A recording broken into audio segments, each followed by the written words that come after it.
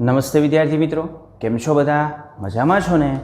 આજે આપણે કેમેસ્ટ્રી 11મા ધોરણની અંદર આપણું જે રનિંગ ચેપ્ટર હતું એની અંદર આપણો ટોપિક છે 3.7.2.a કે જે ટોપિકનું નામ છે સંયોજકતા અથવા તો ઓક્સિડેશન અવસ્થાની આવર્તિતા. તો સંયોજકતા એટલે શું, ઓક્સિડેશન અવસ્થા એટલે શું અને આ સંયોજકતા અને ઓક્સિડેશન અવસ્થાની આવર્તિતા આપણને શું જોવા મળશે, આટલી બાબતની આપણે આ વિડીયોની અંદર ચર્ચા કરશું અને આપણા આ ચેપ્ટરનો આ 14મો વિડીયો છે. ચલો આપણે તત્વના રાસાયણિક ગુણધર્મોની આવર્તી વલણની વાત કરીએ તો આ તત્વના જે ગુણધર્મો આપણને જોવા મળે છે, રાસાયણિક ગુણધર્મો જોવા મળે છે, એમાં આવર્તી વલણ કેવી રીતે જોવા મળે, કયા કયા આવર્તી વલણોની આપણે વાત કરવાના છીએ. તો સામાન્ય રીતે જે તત્વોના રાસાયણિક ગુણધર્મોની અંદર મોટાભાગના જે આવર્તી વલણો જોવા મળતા હોય, જેવા કે એના ઉદાહરણની આપણે વાત કરીએ તો પેલું ઉદાહરણ છે વિકર્ણ સંબંધ. આ વિકર્ણ સંબંધની થોડી બાબત આપણે આની અંદર લેશું. બાકી વિકર્ણ સંબંધ વિશે સવિસ્તાર આપણે ભણશું એસ વિભાગના તત્વો. ઓકે, ધોરણ 11ની અંદર જે એસ વિભાગના તત્વો છે એમાં વિકર્ણ સંબંધ વિશે સવિસ્તાર આપણે ભણશું. ત્યાર પછી બીજી અસર આપણને આપી છે નિષ્ક્રિય યુગ્મ અસર. તો આ નિષ્ક્રિય યુગ્મ અસર પી વિભાગના તત્વો આપણે જ્યારે ભણીએ ને ત્યારે એની ઓક્સિડેશન અવસ્થામાં આપણે ભણશું કે એની ઓક્સિડેશન અવસ્થામાં તમે જાણો છો ને કે કોઈ પણ સમૂહ હોય એમાં ઉપરથી નીચે તરફ આપણે જઈએ તો ઓક્સિડેશન અવસ્થામાં 2નો ઘટાડો આવે. તો એ જે 2નો ઘટાડો આવે છે એ શા માટે આવે છે તો એનું કારણ છે નિષ્ક્રિય યુગ્મ અસર. સવિસ્તાર આપણે અભ્યાસ કરશું પી વિભાગના તત્વોમાં. લેન્થેનાઇટ સંકોચન, તો લેન્થેનાઇટ સંકોચન એટલે જે 4F સિરીઝના જે તત્વો છે, લેન્થેનાઇટ શ્રેણીના જે તત્વો છે, એ લેન્થેનાઇટ શ્રેણીના તત્વોની અંદર આવર્તમાં ડાબી બાજુથી યાની સીરિયમથી લ્યુટેશિયમ તરફ આપણે આગળ વધીએ તો એના પરમાણુય કદની અંદર ઘટાડો થતો હોય છે અને એની અસર તૃતીય અને ચતુર્થક સંક્રાંતિ શ્રેણીના જે કદ છે એના ઉપર પણ થતી હોય, જેને આપણે લેન્થેનાઇટ સંકોચન કહીએ છીએ. માત્ર નામ અત્યારે ધ્યાનમાં રાખો. લેન્થેનાઇટ સંકોચન વિશે આપણે સવિસ્તાર ભણશું ધોરણ 12ની અંદર ચેપ્ટર નંબર 8 ડી વિભાગના તત્વોની આપણે એના વિશે સવિસ્તાર અભ્યાસ કરવાનો છે. તો આ બધા જે ટોપિક છે એ ટોપિકની ચર્ચા આપણે જે તે સમૂહની અંદર અથવા એનો જે ટોપિક આવતો હશે એની અંદર કરશું. અહીં વિકર્ણ સંબંધ વિશે થોડીક માહિતી આપણને આપેલી છે. ચલો તો પહેલાં આજનો આપણો જે ટાસ્ક છે એની વાત કરીએ. સંયોજકતા અથવા ઓક્સિડેશન અવસ્થાની આપણે વાત કરવાની છે. તો સંયોજકતા અથવા ઓક્સિડેશન અવસ્થા એટલે શું? તો પહેલાં આપણે જોઈએ છીએ સંયોજકતા. તો આ સંયોજકતા એ તત્વનો અતિલાક્ષણિક ગુણધર્મ છે, અતિલાક્ષણિક ગુણધર્મ તત્વનો. અને એ તત્વની જે ઇલેક્ટ્રોન રચના હોય ને એ ઇલેક્ટ્રોન રચનાને આધારે આપણે એની સમજણ મેળવી શકીએ, યાની એ ઇલેક્ટ્રોન રચનાને આધારે આપણે વધુ સરળતાથી સમજી શકીએ. આ પ્રતિનિધિ તત્વોની જે સંયોજકતા છે એ સંયોજકતા આપણને કેવી રીતે મળે? તો 2 રીતે મળે.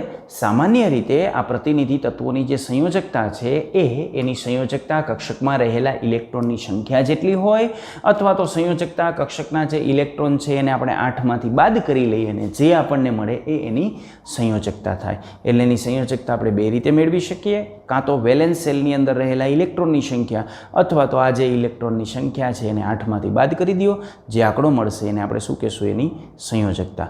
ચાલો આપણે સવિસ્તાર ભણીએ. તો અહીં સંયોજકતાની અંદર અહીં આપણે સમૂહ દર્શાવેલા છે. બીજો આવર્ત આપણે લીધો છે એટલે બીજા આવર્તની અંદર કુલ 8 તત્વો રહેલા હોય. તો આ લિથિયમની આપણે વાત કરીએ છીએ, આ બેરિલિયમની વાત કરીએ છીએ, આ બોરોન છે, આ કાર્બન છે, આ નાઇટ્રોજન છે, આ ઓક્સિજન છે, આ ફ્લોરિન છે અને નિયોન છે.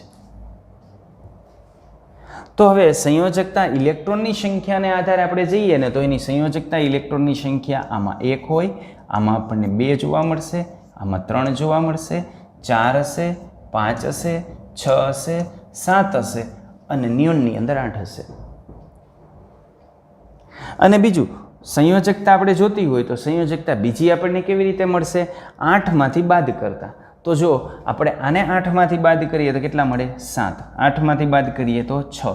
8માંથી બાદ કરીએ તો આપણને કેટલા મળશે?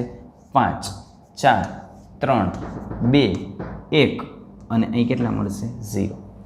એટલે મોટા ભાગે આવા જે તત્વો આપણને જોવા મળે છે એની આપણે સંયોજકતાની વાત કરવા જઈએ ને તો એની સંયોજકતા આપણને આ રીતે મળતી હોય, આની સંયોજકતા આપણને આમ જોવા મળતી હોય, આ જોવા મળતી હોય, આ. અને આની જે સંયોજકતા છે ને એ મોટા ભાગે આપણને આ જોવા મળતી હોય. એટલે આ બાજુની સંયોજકતા કેને આધારે મળશે? સંયોજકતા કક્ષકમાં રહેલા ઇલેક્ટ્રોનની સંખ્યાને આધારે. અને પેલી બાજુ આપણે જઈએ તો ન્યાયની સંયોજકતા જનરલી કેવી રીતે મળતી હોય? તો જનરલી એની સંયોજકતા મળતી હોય જે વેલેન્સ ઇલેક્ટ્રોન છે ને 8માંથી બાદ કરી દો. શા માટે? કારણ કે આ ઇલેક્ટ્રોન ગુમાવવાની વૃત્તિ ધરાવતો હોય સંયોજન બનાવે ત્યારે, અને આ બાજુવાળા તત્વો ઇલેક્ટ્રોન સ્વીકારવાની વૃત્તિ ધરાવતો હોય. તો કેટલા સ્વીકારી શકે? 8 પૂરા કરવા માટે જેટલા ઘટતા હોય ને એટલા. ઓકે, દાખલા તરીકે ફ્લોરિન છે, કેટલા સ્વીકારી શકે? 1. કારણ કે 8 કરવા માટે કેટલા ઘટે છે? 7 તો છે એની પાસે, 1 ઘટે છે એટલે 1 સ્વીકારી શકે. એટલે મોટા ભાગે ફ્લોરિનની સંયોજકતા આપણને 1 જ જોવા મળતી હોય. ક્લિયર? તો અહીં આપણને જે વ્યાખ્યા આપી છે એને આધારે આપણે સમજીએ તો આપણને આપેલી વ્યાખ્યાને આધારે આપણે આવું કહી શકીએ કે આની જે સંયોજકતા છે આપણને કેટલી જોવા મળશે? 1, આની 2, આની 3 અને આની 4. આની કેટલી જોવા મળશે? 5, આની કેટલી? 6, આની 7 ને 8. એ કોને આધારે? સંયોજકતા ઇલેક્ટ્રોનની સંખ્યાને આધારે. પણ સંયોજકતા ઇલેક્ટ્રોનની સંખ્યાને 8માંથી બાદ કરીએ તો કેટલી મળે? 3, 2, 1 અને 0. તો આ રીતે આપણે સંયોજકતા આપી શકીએ. આ જે સંયોજકતાની અત્યારે આપણે વાત કરીએ છીએ ને એ લેટેસ્ટ સંયોજકતા છે, ઇલેક્ટ્રોન રચના ઉપરથી સંયોજકતા છે, સરળતાથી સમજાવી શકાય. પણ પહેલાંના સમયની અંદર સંયોજકતા કેવી રીતે સમજાવતા? ચાલો એની વાત કરીએ. પહેલાંનો સમય તો સંયોજકતા એટલે શું? તો તત્વની સંયોજાવાની ક્ષમતા. આ તત્વોની જે સંયોજાવાની ક્ષમતા છે એને આપણે સંયોજકતા કહેતા. અને આ સંયોજકતા શબ્દનો જે ઉદ્ભવ છે ને એ ઇટાલિયન શબ્દ વેલેન્ટિયા ઉપરથી થયેલો. વેલેન્ટિયા. અને વેલેન્ટિયાનો મતલબ શું થાય? વેલેન્ટિયાનો મતલબ આ થાય સંયોજાવાની ક્ષમતા. તો આપણે આને કહીએ છીએ વેલેન્સી. તો એ વેલેન્સી શબ્દ વાસ્તવમાં આવ્યો છે ઇટાલિયન શબ્દ વેલેન્ટિયા ઉપરથી. અને આ વેલેન્ટિયાનો મતલબ શું થાય? તો સંયોજાવાની ક્ષમતા. ઓકે, ચાલો.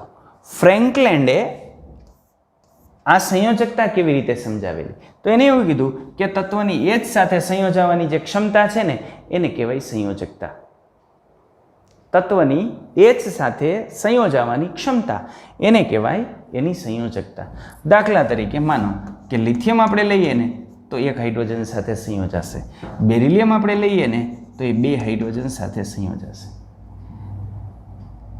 બોરોન આપણે લઈએ ને તો એ 3 હાઇડ્રોજન સાથે સંયોજાશે. કાર્બન આપણે લઈએ ને તો 4 સાથે સંયોજાશે. નાઇટ્રોજન 3 સાથે સંયોજાશે. ઓક્સિજન 2 સાથે સંયોજાશે. ફ્લોરિન 1 સાથે સંયોજાશે. આ જે તે તત્વો કેટલા હાઇડ્રોજનના પરમાણુ સાથે સહસંયોજક બંધ બનાવી શકે છે? તો જુઓ, લિથિયમ 1 સાથે જ બનાવશે, બેરિલિયમ 2 સાથે બનાવશે, બોરોન 3 સાથે, કાર્બન 4 સાથે, મિથેન 2 નો. પછી એમોનિયા નાઇટ્રોજન 5 સાથે નહીં બનાવે, નાઇટ્રોજન 3 સાથે બનાવશે. એટલે નાઇટ્રોજનની સંયોજકતા કેટલી થઈ ગઈ? 3. ઓકે, ઓક્સિજન 2 જ હાઇડ્રોજન સાથે જોડાઈને પાણી બનાવી નાખે, H2O. તો ઓક્સિજનની સંયોજકતા કેટલી થઈ ગઈ? 2. અને એવી રીતે ફ્લોરિન 1 હાઇડ્રોજન સાથે સંયોજાઈને HF બનાવી નાખે તો ફ્લોરિનની સંયોજકતા કેટલી આવી? 1. તો ફ્રેન્કલેન્ડે આ રીતે એની વ્યાખ્યા આપી હતી કે જે તે તત્વ છે કેટલા H સાથે જોડાઈ શકે છે, એની H સાથે જોડાવાની જે ક્ષમતા છે ને એ ક્ષમતાને આપણે કહીએ છીએ સંયોજકતા. ક્લિયર? આ હાઇડ્રોજનના સંદર્ભમાં હતી. ઓક્સિજનની સાપેક્ષમાં આપણે જોઈએ તો આમ કહી શકીએ કે તત્વની સાથે જોડાયેલા ઓક્સિજનની સંખ્યાથી બમણી. જે ઓક્સિજનની સંખ્યા મળે એને કેટલા કરી નાખવાના? બમણા કરી નાખવાના તત્વ સાથે જોડાયેલા. બરાબર? એટલે એ આપણને શું આપી દેશે? સંયોજકતા. દાખલા તરીકે સોડિયમની ઓક્સિજન સાથેની પ્રક્રિયાથી આપણને મળે Na2O. તો 2 ઓક્સિજન 2 સોડિયમ સાથે 1 ઓક્સિજન જોડાયેલો છે. તો 1 ઓક્સિજન સાથે એક સોડિયમ સાથે કેટલા ઓક્સિજન જોડાયેલા હોય? અડધા. પણ અડધાને કેવા કરવાના? બમણા. એને ગુણ્યા 2 કરીએ એટલે આપણને કેટલો મળે? 1. એટલે સોડિયમની સંયોજકતા કેટલી થાય? 1. ઓકે. ક્લોરીનની વાત કરું તો ક્લોરીનમાં આપણને આમ મળે Cl2O7. તો 2 ક્લોરીન સાથે કેટલા ઓક્સિજન જોડાયેલા છે? ક્લોરીન ને ઓક્સિજન આ 2 હોય ત્યારે કેટલા થાય? 7. તો એકે આ કેટલા થાય? 3.5. તો આને કેટલા કરવાના આપણે? બમણા. તો એને ગુણ્યા 2 કરીએ એટલે કેટલા થાય? 7. તો આ અવસ્થાની અંદર ક્લોરીનની સંયોજકતા 7 થાય. ઓકે, તો ઓક્સિજનના સંદર્ભમાં આપણે કહીએ તો એ તત્વ કેટલા ઓક્સિજન પરમાણુ સાથે જોડાયેલો છે, જેટલી ઓક્સિજનની સંખ્યા છે એને ગુણ્યા 2. શા માટે 2 વડે ગુણવાના? કારણ કે આ ઓક્સિજનની સંયોજકતા હોય ને 2 હોય. ઓક્સિજન કેટલા હાઇડ્રોજન સાથે જોડાઈ શકે? 2 હાઇડ્રોજન સાથે. એટલે એકલો ઓક્સિજન 2 સંયોજકતાને સંતોષી શકે. એટલે જે ઓક્સિજનની સંખ્યા છે એને આપણે 2 વડે મલ્ટીપ્લાય કરી નાખીએ તો આપણને શું મળી જાય? સંયોજકતા મળી જાય. ઓકે, અલબત્ત આ વસ્તુ આપણને ટેક્સ્ટબુકમાં આપેલી નથી. હવે ઘણી બધી વખત આપણે આ જે સંયોજકતા છે એ સંયોજકતાને બદલે આપણે શું શબ્દ વાપરીએ છીએ? ઓક્સિડેશન અવસ્થા. સંયોજકતાને રિપ્લેસ કરીએ છીએ ઓક્સિડેશન અવસ્થા. વાસ્તવમાં ઓક્સિડેશન અવસ્થા એટલે શું ખબર છે? ઓક્સિડેશન અવસ્થા એટલે તત્વએ ધારણ કરેલો વીજભાર. ઓક્સિડેશન અવસ્થાનું મૂલ્ય પ્લસ અને માઇનસ હોઈ શકે. સંયોજકતા ક્યારેય પ્લસ કે માઇનસનું હોઈ શકે. સંયોજકતા આપણે આંકડામાં જ દર્શાવીએ છીએ. સંયોજકતા 2 હોય, 3 હોય, 4 હોય, +2 કે -2 નો હોઈ શકે. ઓક્સિડેશન અવસ્થાનું મૂલ્ય પ્લસ અથવા માઇનસ હોઈ શકે. યાની વાસ્તવમાં ઓક્સિડેશન અવસ્થા છે શું? તો ઓક્સિડેશન અવસ્થા એટલે વાસ્તવમાં તત્વએ ધારણ કરેલો વીજભાર. પણ તત્વ ક્યાં હોય? સંયોજનમાં. તો સંયોજનમાં તત્વએ ધારણ કરેલો જે વીજભાર છે ને એને આપણે ઓક્સિડેશન અવસ્થા કહીએ છીએ. હવે સંયોજનમાં તત્વ વીજભાર કેવી રીતે ધારણ કરે? એ તો વિદ્યુત ઋણતાના તફાવત ઉપર આધારિત હોય. માનો કોઈ પણ 2 પરમાણુ છે તો એ 2 પરમાણુની વિદ્યુત ઋણતાની અંદર તફાવત વધારે હોય તો જેની વિદ્યુત ઋણતા વધારે હશે ને એ ઇલેક્ટ્રોન સ્વીકારશે. એટલે એ ઇલેક્ટ્રોન આખો આપણે એમાં આપી દઈએ અને આખો ઇલેક્ટ્રોન એમાં આપી દઈએ તો એ કેવો થાય? ઋણ વીજભારિત થાય. બરાબર. અને જે એની વિદ્યુત ઋણતા ઓછી છે એ ધન વીજભારિત થશે. એટલે ઓક્સિડેશન અવસ્થા એટલે તત્વ ઉપર રહેલો વીજભાર. અણુમાં રહેલા તત્વએ વિદ્યુત ઋણતાના તફાવતને આધારે ધારણ કરેલો જે વીજભાર છે ને એને ઓક્સિડેશન અવસ્થા કહેવાય. ક્લિયર? આ ઓક્સિડેશન અવસ્થાની અંદર આપણે આગળ વધીએ અને એના પહેલાં આપણે એક ઉદાહરણ જોઈએ. દાખલા તરીકે માનો હું 2 સંયોજન લઉં છું. એક સંયોજન લઈ લઉં આ OF2.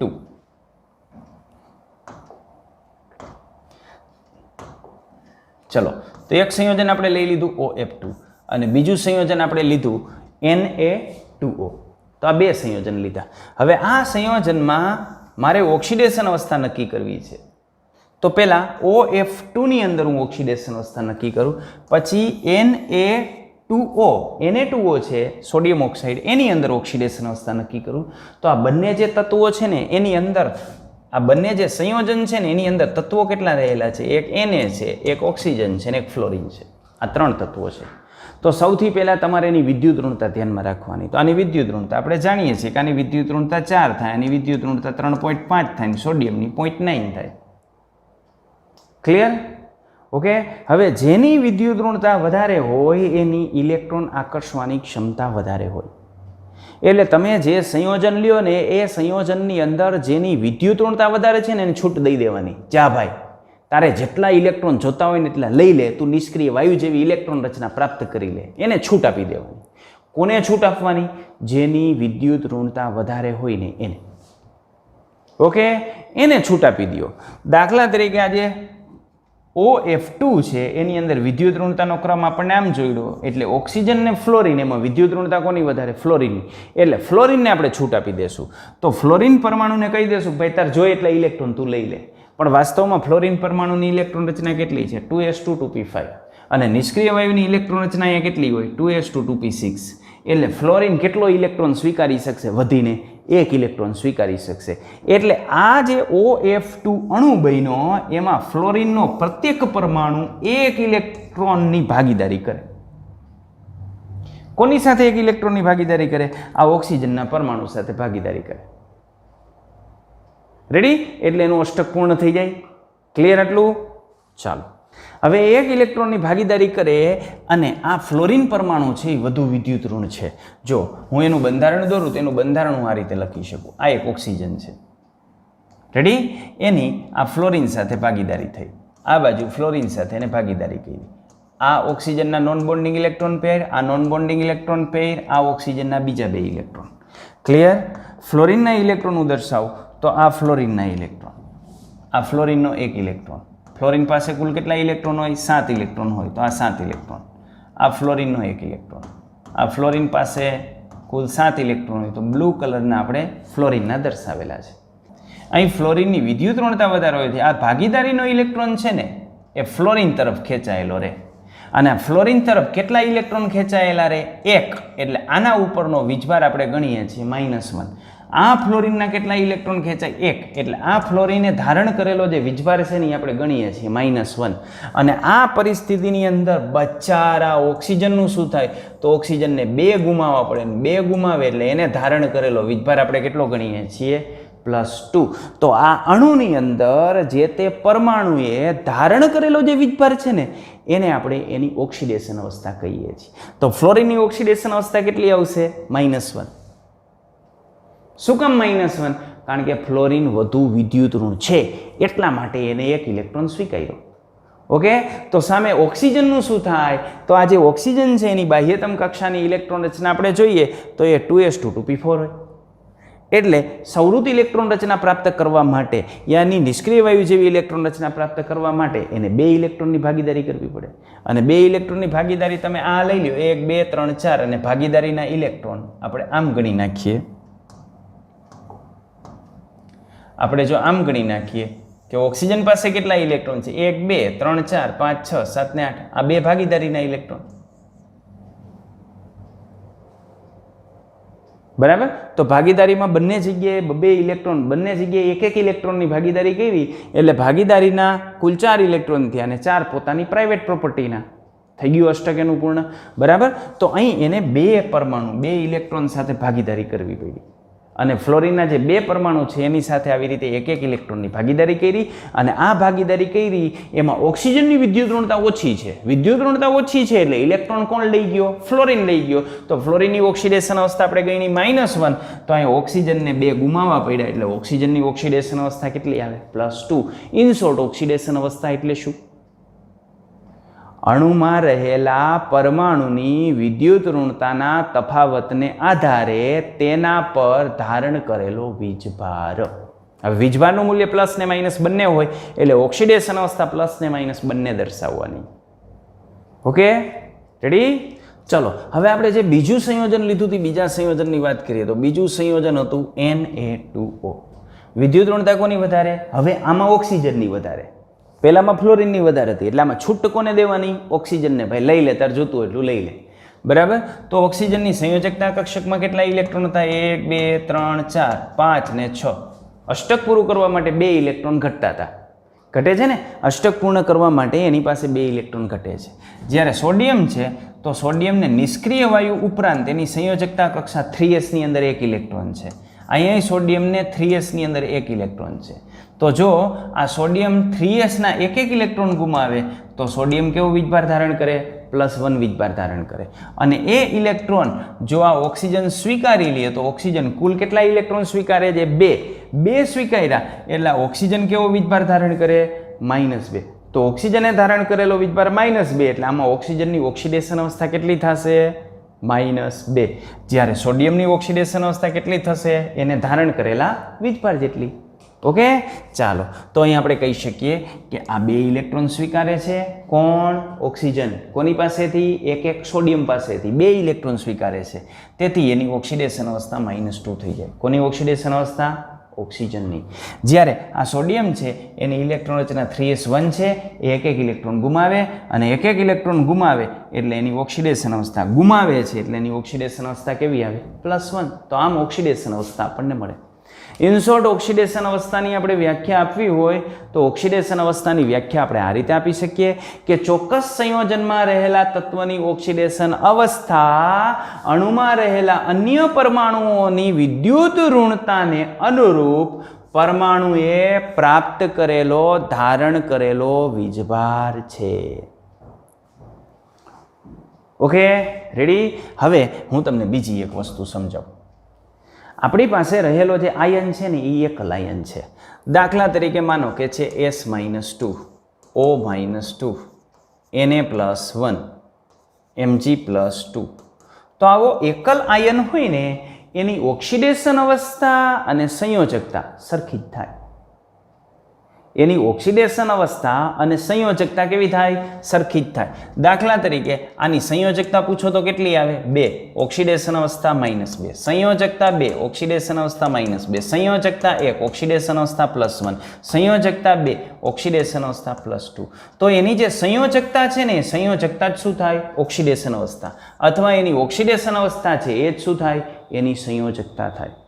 પણ જ્યારે બહુપરમાણવીય અણુ હોય ને, બહુપરમાણવીય આયન, ત્યારે આવા બહુપરમાણવીય આયનની સંયોજકતા એમાં રહેલા દરેક તત્વોની ઓક્સિડેશન અવસ્થાના સરવાળા જેટલી થાય. જુઓ, સમજો. દાખલા તરીકે હું લખું છું SO4 - 2.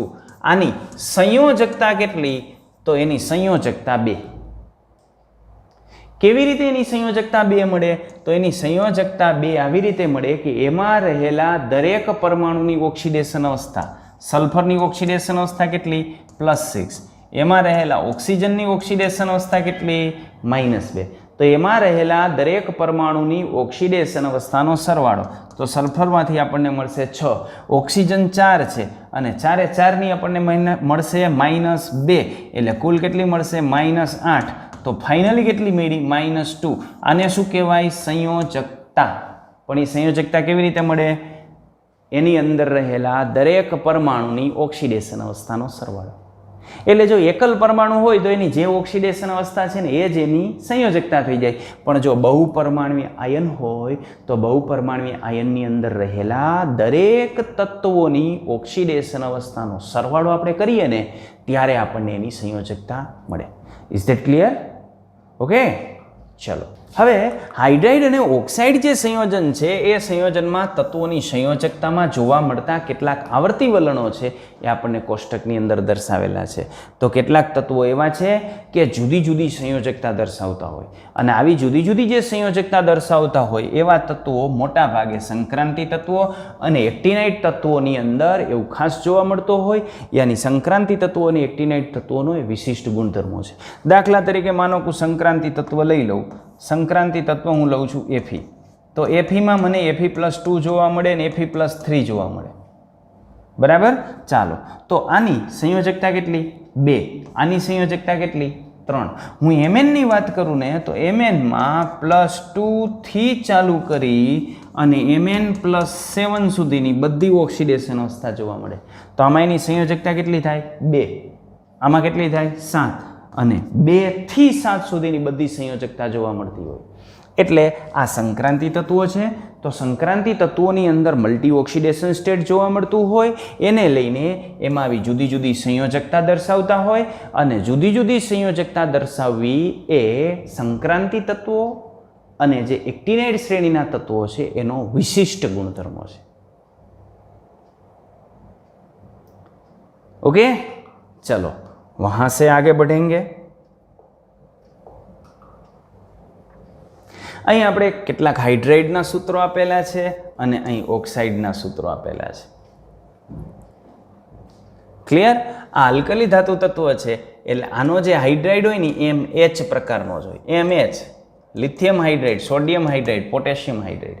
આ આલ્કલાઇન અર્ધધાતુ તત્વ છે એટલે M+2 હોય, અને M+2 હોય ને એટલે આના હાઇડ્રાઇડનું સ્વરૂપ MH2 પ્રકારનું જોઈએ. જો CaH2. રેડી? આ 13મો સમૂહ, 13મા સમૂહની સંયોજકતા કક્ષકમાં 3 હોય એટલે એનો હાઇડ્રાઇડ MH3 પ્રકારનો જોવા મળે. તો આ એલ્યુમિનિયમ હાઇડ્રાઇડ AlH3, આ BH3 પણ એનો ડાયમર બને એટલે BH3 × 2 એટલે આપણને જોવા મળે B2H6. 14મા સમૂહમાં આપણને MH4 પ્રકારનો જોવા મળે. તો આ CH4, SiH4, GeH4, SnH4. અને આની અંદર સંયોજકતા કક્ષકમાં 5 ઇલેક્ટ્રોન હોય, 8માંથી આપણે 5 બાદ કરીએ એટલે 3 વધે. એટલે આનો જે હાઇડ્રાઇડ જોવા મળે ને એ કેવો હોય? MH3 પ્રકારનો હોય. પાછો MH3 પ્રકારનો આવ્યો. ઓકે, તો એમોનિયા છે, ફોસ્ફીન છે, આર્સિન છે, સ્ટીબાઇન છે. પછી આની સંયોજકતા કક્ષકમાં 6 ઇલેક્ટ્રોન હોય, 2 જ ઘટતા હોય એટલે 2 હાઇડ્રોજન સાથે સંયોજાઈ જાય એટલે ન્યા પાછો MH2 પ્રકારનો જોવા મળે. પણ એમાં H ને આપણે આગળ દર્શાવીએ છીએ. H2O, H2S, H2Se, H2T. આમાં 17 એક જ ઇલેક્ટ્રોન ઘટતો હોય એટલે એક હાઇડ્રોજન સાથે સંયોજવાની ક્ષમતા હોય એટલે HF, HCl, HBr, HI. આ થઈ હાઇડ્રેટની વાત. એવી રીતે આપણે ઓક્સાઇડની વાત કરીએ તો ઓક્સાઇડના સૂત્રો. હવે આલ્કલી ધાતુ તત્વો છે ને, આલ્કલી ધાતુ તત્વો, એ આલ્કલી ધાતુ તત્વોની અંદર જનરલી ઓક્સિડેશન અવસ્થા +1 હોય અને ઓક્સિજનની તો -2 હોય.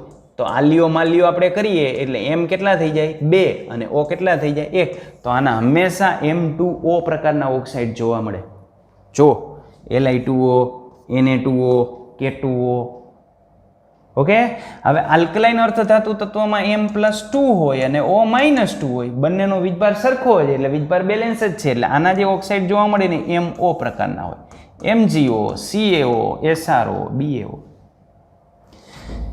એવી રીતે આ 13મા સમૂહનું તત્વ છે એટલે M+3 જોવા મળે અને O -2 હોય. આલિયો માલિયો કરો એટલે આનું અહીંયા જાય ને આનું અહીંયા જાય એટલે શું મળે? M2O3, B2O3, Al2O3, Ga2O3. એવી રીતે આની અંદર તમે લેવા જાઓ તો ચોથા સમૂહની અંદર એમની +4 ઓક્સિડેશન અવસ્થા અને આની -2 હોય એટલે આ કેટલા કરવા પડે? 2 કરવા પડે, કારણ કે આ +4 છે, અહીંયા -4 કરવા માટે 2 વડે ગુણવા પડે. તો એના જે ઓક્સાઇડ હોય ને MO2 પ્રકારના હોય. જો CO2, SiO2, GeO2, SnO2, PbO2. Okay, 15મો સમૂહ. 15મા સમૂહની અંદર આપણને 2 પ્રકારની ઓક્સિડેશન અવસ્થા જોવા મળે. એક જોવા મળે M+5 અને O -2 સાથે જાઓ તો આપણને મળે M2O5 અને નિષ્ક્રિય યુગ્મ અસરને લઈને એક આપણને જોવા મળે +3. તો આમાં જાઓ તો આપણને મળે M2O3. એટલે આના આ M2O3 અને M2O5 એમની જગ્યાએ નાઇટ્રોજન મૂકી શકાય. ફોસ્ફરસના ડાયમર મળતા હોય એટલે એને 2 વડે આપણે ગુણી નાખ્યા. આવી જ રીતે આર્સેનિક, એન્ટીમની અને બિસ્મથ. બિસ્મથમાં +5 ઓક્સિડેશન અવસ્થા ન જોવા મળે, કારણ કે સમૂહમાં ઉપરથી નીચે તરફ જઈએ એમ નિષ્ક્રિય યુગ્મ પ્રબળ બને અને ઓક્સિડેશન અવસ્થામાં +5 ઓક્સિડેશન અવસ્થા બિસ્મથની અંદર અસ્થાયી હોય એટલે +3માં જ ઓક્સાઇડ બનાવે. એવી રીતે 16મા સમૂહની અંદર અને એવી જ રીતે 17મા સમૂહની અંદર આ બધા તત્વોના ઓક્સાઇડ, આ P વિભાગના તત્વો આપણે આખું ભણવાનું છે. 13મો, 14મો, 15મો, 16મો, 17મો આ બધું જ આમ તો ભણવાનું બાકી છે. જો આ પહેલો સમૂહ, બીજો સમૂહ આપણે આવશે S વિભાગના તત્વોની અંદર 11મા ધોરણમાં ભણશું. આ 13, 14, 15, 16, 17 અને હજી એક 18મો બાકી રહી ગયો છે. ઓકે, તો એ 6 સમૂહ P વિભાગના તત્વોમાં આવશે. એમાં પહેલા 2 ભાગ પાડી નાખશું. 13મો અને 14મો સમૂહ 11મામાં ભણશું અને બાકીના જે છે એ 15, 16, 17, 18 એ 12મામાં ભણશું. Okay, ready? તો આ બધા તત્વોનો અભ્યાસ આપણે બાકી છે, પણ સિમ્પલી અત્યારે આપણને જેટલું સમજાવવા માંગે છે એટલું સમજી રાખો. ચાલો, હવે કોયડા નંબર 3.8 આપણને આપ્યો છે, એની આપણે વાત કરીએ છીએ. તો આવર્ત કોષ્ટકનો ઉપયોગ કરી અને નીચે જણાવેલી જોડીઓમાં દર્શાવેલા તત્વોના સંયોજાવાથી બનતા સંયોજનના આણ્વીય સૂત્રની આગાહી કરો. જ્યોતિષ બની જવાનું આપણે, આગાહી કરવાની. જા બચ્ચા તેરા અચ્છા હોગા. પેલું સિલિકોન અને બીજું બ્રોમિન. ઓકે, તો તમારે એક સિલિકોન અને એક બ્રોમિન, આ 2 વસ્તુ. સિલિકોન 14મા સમૂહનું તત્વ છે. તમને કેટલી ખબર હોવી જોઈએ? તો પહેલી વસ્તુ તમને એ ખબર હોવી જોઈએ કે એની ઇલેક્ટ્રોન રચના શું છે, અને બીજી વસ્તુ તમને એ ખબર હોવી જોઈએ કે આ બેમાંથી વિદ્યુત ઋણતા કોની વધારે છે. ઓકે, તો સિલિકોન 14મા સમૂહનું તત્વ છે. આની પરમાણુ ક્રમાંક આનો 14 હોય અને આનો પરમાણુ ક્રમાંક બ્રોમિનનો 35 હોય, 35. અને સિલિકોન 14મા સમૂહનું તત્વ છે. આ બેમાં વિદ્યુત ઋણતા આપણે જોઈએ ને તો બ્રોમિનની વધારે હોય. એટલે તમારે બ્રોમિનને છૂટ દઈ દેવાની ભાઈ. જેની વિદ્યુત ઋણતા વધારે હોય ને એને છૂટ, કે તારે જોઈએ એટલે ઇલેક્ટ્રોન ઉપાડી લે. એટલે બ્રોમિન નિષ્ક્રિય વાયુ હેલોજન તત્વ છે. એની ઇલેક્ટ્રોન રચના NH2NP5 પ્રકારની હોય. નિષ્ક્રિય વાયુ જેવી ઇલેક્ટ્રોન રચના પ્રાપ્ત કરવા માટે એક જ ઇલેક્ટ્રોન ઘટે છે. એટલે સૌથી પહેલાં બ્રોમિન શું કરશે? એક ઇલેક્ટ્રોન સ્વીકારશે. હાલો, બ્રોમિન એક ઇલેક્ટ્રોન સ્વીકારે એટલે આપણને આટલું ફાઇનલ થઈ જાય કે આ બ્રોમિન જો એક ઇલેક્ટ્રોન સ્વીકારે ને તો Br-1 આવશે. That's all. ઓકે, હવે સિલિકોન 14મા સમૂહનું તત્વ છે. એટલે આને સ્વીકાર્યા, આને શું કરવા પડે? ગુમાવવા જ પડે. 2 સ્વીકારે તો ગુમાવશે કોણ? કોણ સ્વીકારે? જેની વિદ્યુત ઋણતા વધારે હોય એ. સિલિકોનની વિદ્યુત ઋણતા ઓછી એટલે સિલિકોનને ગુમાવવાના. કેટલા ગુમાવશે? 4. 4 ગુમાવી દે તો નિષ્ક્રિય વાયુ નિયોન જેવી ઇલેક્ટ્રોન રચના પ્રાપ્ત થઈ જાય. ઓકે, તો આના ઉપરથી આપણે અહીંયા પહોંચ્યા કે સિલિકોનની ઓક્સિડેશન અવસ્થા +4 થાય અને બ્રોમિનની ઓક્સિડેશન અવસ્થા -1 થાય. હવે શું કરવાનું? આ આલિયાની ઘાત અને માલ્યાની ઘાત, માલ્યાની ઘાત આપણે ક્રોસ કરી નાખીએ, આડાવડી કરી નાખીએ એટલે સિલિકોન કેટલા આવશે? 1 અને Br કેટલા આવશે? 4. તો આનાથી જે સંયોજન બનશે એ SiBr4 હશે, જેનું નામ થાય સિલિકોન બ્રોમાઇડ. ઓકે, તો આના સૂત્રની આપણે આગાહી કરીએ. વત્સ આનું સૂત્ર SiBr4 હશે. ક્લિયર? ઓકે, આવું હોય. કોઈ પણની તમે આગાહી કરી શકો, પણ તમારે બે જ વસ્તુ ધ્યાન રાખવાની. કાં તમને એની ઇલેક્ટ્રોન રચના ખબર હોવી જોઈએ, કાં સમૂહ ક્રમાંક ખબર હોવો જોઈએ. સમૂહને આધારે તમને ઓક્સિડેશન અવસ્થા ખબર પડી જાય. અને બીજી મસ્ટ વિદ્યુત ઋણતા. માનો કે એક્ઝેક્ટ વિદ્યુત ઋણતા ખબર ન હોય ને તો એટલી ખબર હોવી જોઈએ કોની વધારે છે.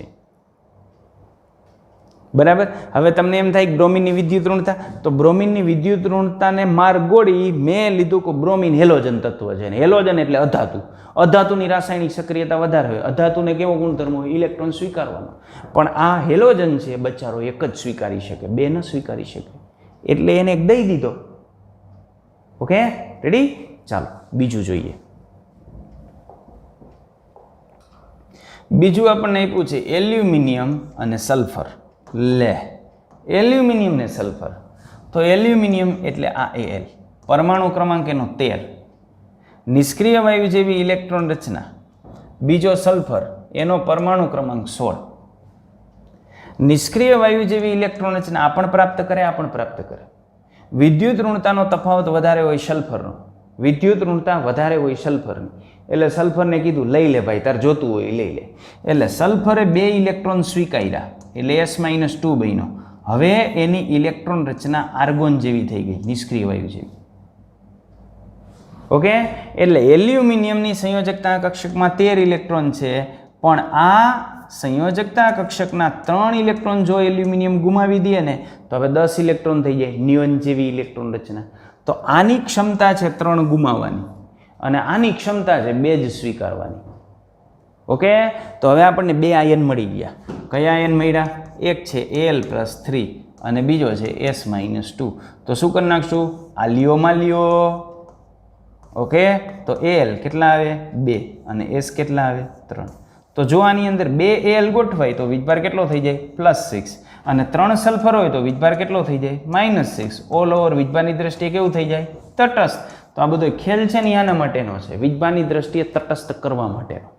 ઓકે, તો એલ્યુમિનિયમ ને સલ્ફરમાંથી આપણે સંયોજન બનાવીએ તો એનું સૂત્ર આવું બને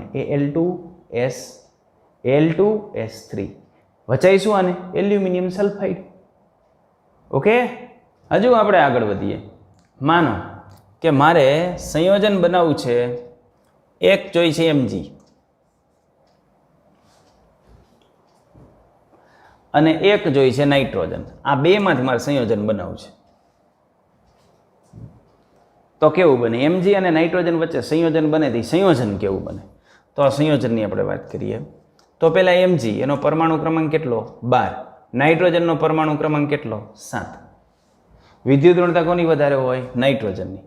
તો નાઇટ્રોજન નજીકનું નિષ્ક્રિય વાયુ કયું થાય? નિયોન. નિયોનમાં કેટલા ઇલેક્ટ્રોન હોય? 10. તો 10 ઇલેક્ટ્રોન કરવો હોય તો આ કેટલા સ્વીકારી શકે? 3. આમાં નાઇટ્રોજનની સંયોજકતા 3 છે ને, 3 ઇલેક્ટ્રોન સ્વીકારી શકે. તો નાઇટ્રોજન 3 ઇલેક્ટ્રોન સ્વીકારે. આ બચ્ચારો Mg એની બાજુમાં નજીકનો નિષ્ક્રિય વાયુ કયો? નિયોન. નિયોન જેવી ઇલેક્ટ્રોન રચના કરવી હોય 10 ઇલેક્ટ્રોન હોય, 2 વધે છે તો આ 2 ગુમાવે. તો Mg 2 ગુમાવે, નાઇટ્રોજન 3 સ્વીકારી શકે. હવે કરી નાખો આલિયોમાં લિયો, એટલે Mg કેટલા આવી જાય? 3 Mg લેવા પડે.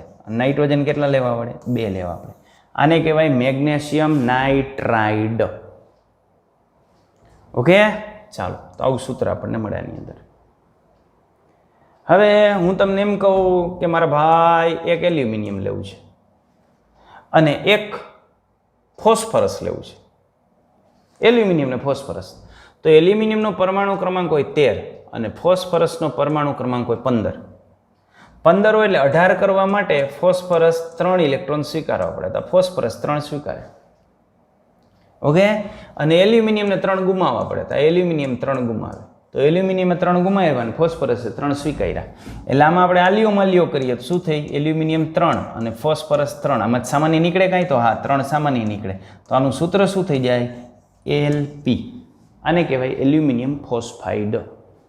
કારણ કે એલનો વીજભાર +3 છે અને પીનો -3 છે, એટલે +3 ને -3 તટસ્થ થઈ ગયો સીધો જ. Okay, ready? દાખલા તરીકે માનો હું તમને એમ કહું કે એક સિલિકોન છે અને એક ઓક્સિજન છે. આ બેનું સંયોજન બનાવો. તો આ બેનું સંયોજન કેવી રીતે બને? તો પહેલા સિલિકોનનો પરમાણુ ક્રમાંક હોય 14, આનો પરમાણુ ક્રમાંક હોય 8. નજીકનું નિષ્ક્રિય વાયુ 8 વાળું 10 વાળું નિષ્ક્રિય વાયુ હોય, 18 વાળું હોય, બરાબર? તો આને નજીકમાં થાય 10 વાળું, અને 10 એટલે 2 ઇલેક્ટ્રોન ઘટે, એટલે આને કેટલા કરવા પડે? 2 સ્વીકારવા પડે, એટલે O-2 થઈ જાય. આ સિલિકોનની નજીકમાં 2 નિષ્ક્રિય વાયુ થાય, એક તો નિયોન 4 ગુમાવે તો, અને એક આર્ગોન 4 સ્વીકારે તો 4 ગુમાવશે કે સ્વીકારશે? ગુમાવશે. શું કામ ગુમાવશે? કારણ કે આને સ્વીકારી લીધા. આ બેમાં વિદ્યુત ઋણતા ઓક્સિજનની વધારે છે ને, તો પહેલો ચાન્સ ઓક્સિજનને દેવાનો, ભાઈ તાર જે કરવું એ કરી નાખ. એટલે ઓક્સિજને સ્વીકારી લીધા, તો સિલિકોનને શું કરવું પડે? ગુમાવવું જ પડે. તો સિલિકોન ગુમાવશે એટલે સિલિકોન કેટલા થાય? +4. આલ્યો કરી નાખીએ તો સિલિકોન કેટલા થઈ જાય? 2, અને ઓક્સિજન કેટલા થઈ જાય? 4. રેડી? કાંઈ સામાન્ય નીકળશે એમાંથી? તો કે હા, 2 નીકળે ને, તો કાઢો 2 સામાન્ય, એટલે આનું સૂત્ર થઈ જાય SiO2. રેડી? આમ કોઈ પણ સંયોજનનું સૂત્ર તમે લખી શકો, બિંદાસ સૂત્ર લખી શકો.